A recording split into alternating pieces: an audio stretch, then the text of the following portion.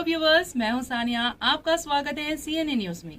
आइए देखते हैं आज की समाचार। रियासती दारुल हुकूमत में फी लीटर पेट्रोल की कीमत में 30 पैसे और डीजल की कीमत में 31 पैसे का इजाफा तेल की कंपनियों की जानिब से किया गया, जिसके बाद हैदराबाद में फी लीटर पेट्रोल की कीमत 101 रुपये 4 पैसे हो गया। डीजल की कीमत फी लीटर 95.89 रुपये तक जा पहुंची। तेलंगाना में एक नर्स ने फ़ोन पर बात करते हुए खातून को कोवरेंस के 2 टीके दे दिए। यह वाक़या ज़िले रंगारेड्डी के कंटोलूर गांव में पेश आया। 2 डोज इंजेक्शन देने के साथ ही ये खातून बेहोश हो गई। इसको इलाज के लिए वनस्थलीपुरम के एक अस्पताल में दाखिल करवाया गया, जहां उसकी सेहत पर नज़र रखी जा रही है। इस खातून का ताल्लुक अब्दुल्लापुर मीर से है।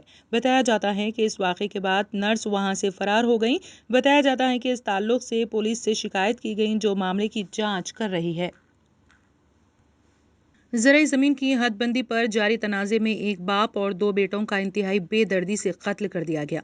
ये दिल दहलाने वाला वाक़या तेलंगाना के भोपालपल्ली ज़िले के गंगाराम गांव में पेश आया।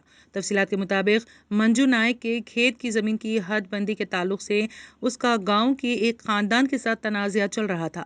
आज इसी मसले पर दोनों ख़ानदान के दरमियान झगड़ा हो गया, जिसमें मुखालिफ ग्रुप ने मंजू नायक और उसके 2 बेटों सारैया और भास्कर पर चाकुओं और कुल्हाड़ियों से हमला करते हुए इंतहाई बेदर्दी से कत्ल कर दिया। इस हमले में बाप और 2 बेटे खेत में ही दम तोड़ दिए।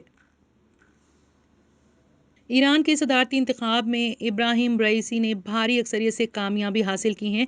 आज इंतखाबी नताइज का सरकारी तौर पर ऐलान कर दिया गया। सुबुकदोश एतदाल पसंद सदर हसन रूहानी ने इब्राहिम रईसी का नाम लिए बगैर कहा, मैं लोगों को उनकी पसंद पर मुबारकबाद देता हूँ।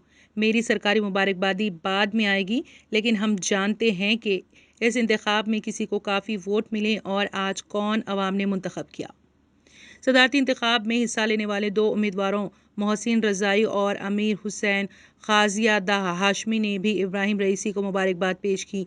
60 साला इब्राहिम रईसी ने इंतखाबात में 62% वोट हासिल किए हैं। मुल्क के मुख्तलिफ हिस्सों में डॉक्टरों और दीगर तिब्बी कारकुनों पर हमले के वाक़यात का संजीदगी से नोट्स लेते हुए मरकज़ी वज़ारत दाखिला ने रियासतों और मरकज़ के ज़ेर इंतज़ाम इलाक़ों को ऐसे वाक़यात से सख्ती से निमटने की हिदायत जारी की हैं। मरकज़ी दाखिला सेक्रेटरी अजय भल्ला ने हफ्ते के रोज़ रियासतों और मरकज़ के ज़ेर इंतज़ाम इलाक़ों के चीफ सेक्रेटरियों को ख़त लिख कर कहा है कि 27 अप्रैल और 9 जून को भी इस सिलसिले में वज़ारत दाखिला की जानिब से एडवाइज़री जारी की गई थी, लेकिन डॉक्टरों और तिब्बी कारकुनों के साथ मारपीट करने और बदसलूकी से पेश आने के वाक़यात रुकने का नाम नहीं ले रहे हैं। उन्होंने कहा कि इस तरह के वाक़यात से डॉक्टरों और पूरे निज़ाम के तिब्बी कारकुनों के हौसले पस्त होते हैं, जिसके असरात पूरे निज़ाम सेहत पर मुरत्तिब होते हैं।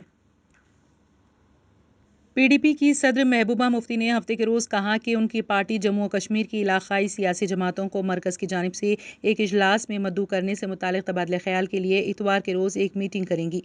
अहदेदारों ने बताया कि मरकज़ के ज़ेर इंतज़ाम रियासत जम्मू कश्मीर में असम्बली इंतखाबात कराने समेत सियासी अमल को मजबूत करने की मरकज़ पहल के तहत वज़ीर आज़म नरेंद्र मोदी 24 जून को वहाँ की तमाम सियासी जमातों के साथ मीटिंग करेंगे। हमारे पास अभी तक कोई वाज़ेह एजेंडा नहीं, महबूबा मुफ्ती का बयान।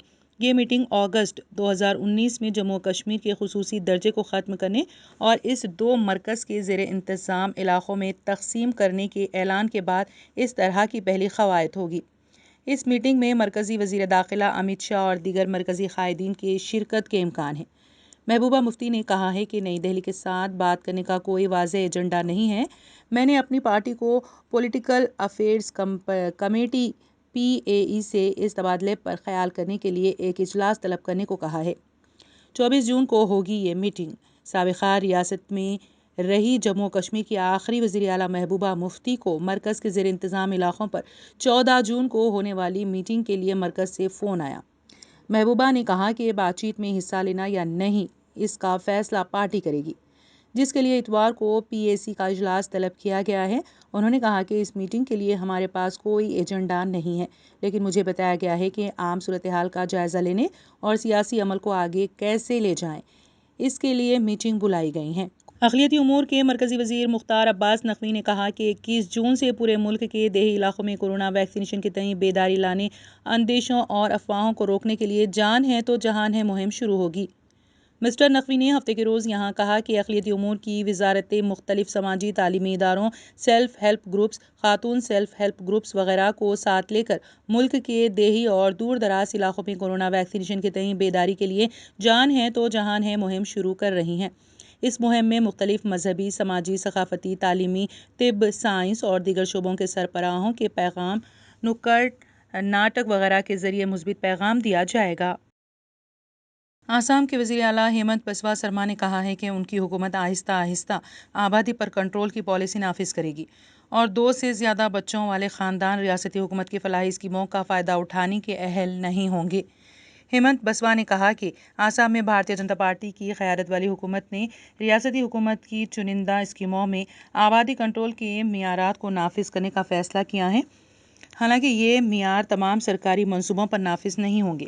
انہوں نے کہا، ہم اسکولوں یا پھر پردھان منتری آواس یوجنا میں 2 بچوں والے معیارات کو نافذ نہیں کر سکتے، لیکن اگر ہم CMR اس یوجنا شروع کرتے ہیں تو اسے نافذ کیا جا سکتا ہے۔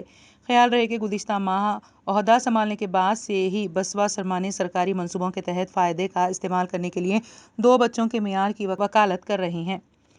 انہوں نے اقلیتی برادری سے غریبی کم کرنے کے لیے آبادی میں کنٹرول کے لیے ایک مناسب خاندانی منصوبہ بندی کی پالیسی اختیار کرنے کی بھی اپیل کی تھی۔ انہوں نے اپنے بیان میں کہا تھا کہ آبادی زیادہ ہونے سے رہنے کی جگہ کم ہو جاتی ہے اور نتیجے کے طور پر زمین پر ناجائز قبضہ ہوتا ہے۔ ہیمنت بسوا سرما کے بیان پر اقلیتی برادری اور بدر الدین اجمل کی سیاسی جماعت AIUDF نے سخت اعتراض ظاہر کیا تھا۔ پارٹی کے لیڈران کا کہنا تھا کہ ہیمنت بسوا کا مسلمانوں سے آبادی کم کرنے کے لیے کہنا مسئلے کی اصل وجہ پر توجہ نہ دے کر ایک طبقے کے خلاف نفرت پھیلانے والا ظاہر ہوتا ہے۔ AIUDF کے لیڈران نے کہا تھا کہ آبادی بڑھنے کی وجہ غریبی ہے اور اگر اسمبلی میں اس حوالے سے کوئی پالیسی لاتی ہے تو وہ اس کی حمایت کریں گے۔